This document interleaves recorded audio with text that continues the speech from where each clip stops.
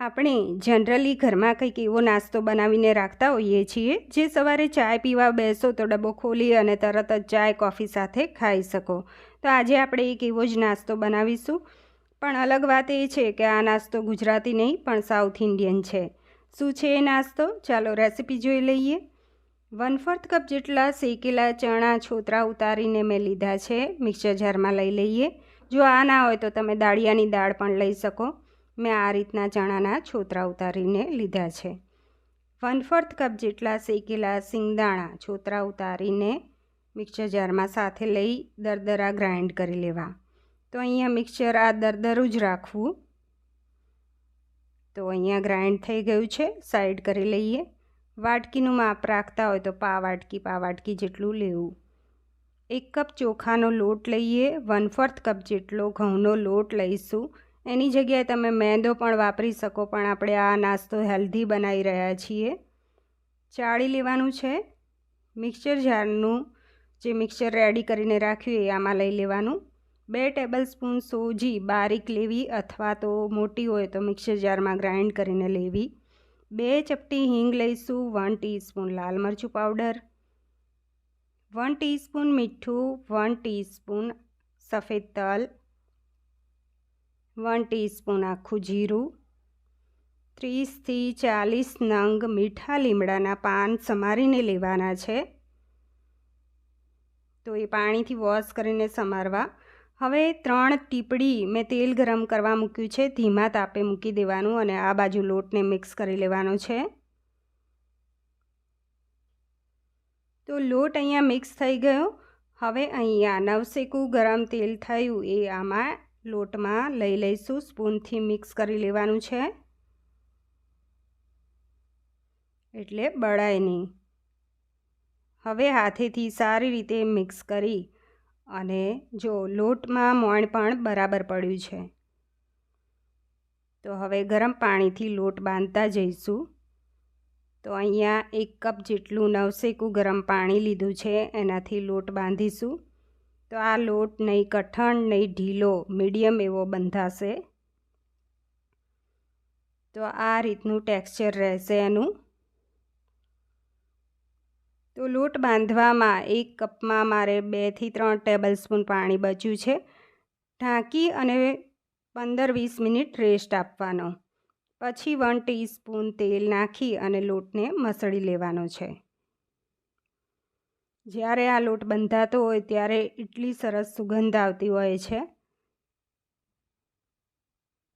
તો લોટ મસળાઈ ગયો છે. એના 3 ભાગ કરી લઈશું.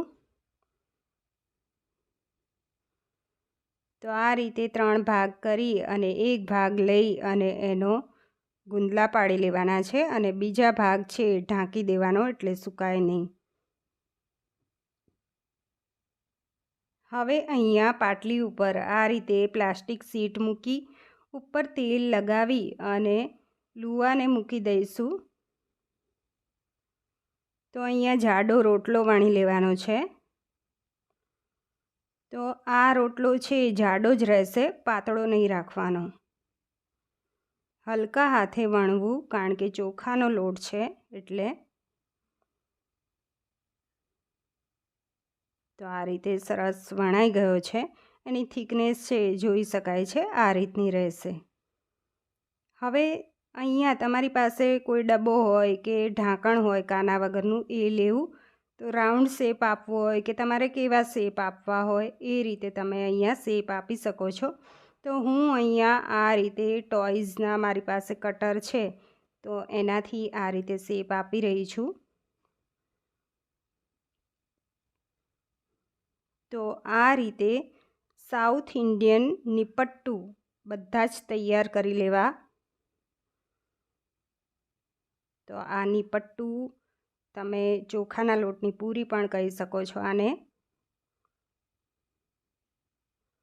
તો એને સાઈડ કરી લઈશું. સાઈડમાં ગરમ તેલ કરવા મેં પહેલેથી જ મૂકી દીધું હતું.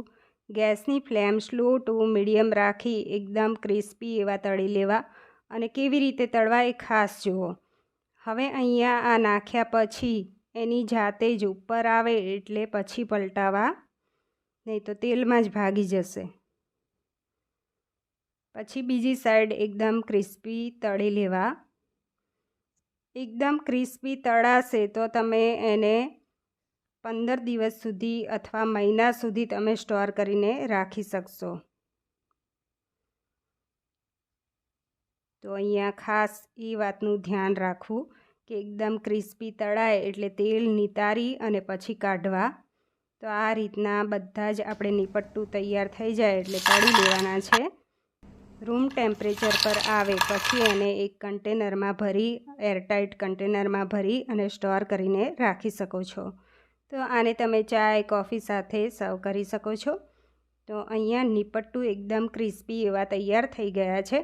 ફ્રેન્ડ્સ, આ રેસીપી ગમી હોય તો વિડીયોને લાઇક કરજો અને મારી ચેનલને સબસ્ક્રાઈબ કરજો.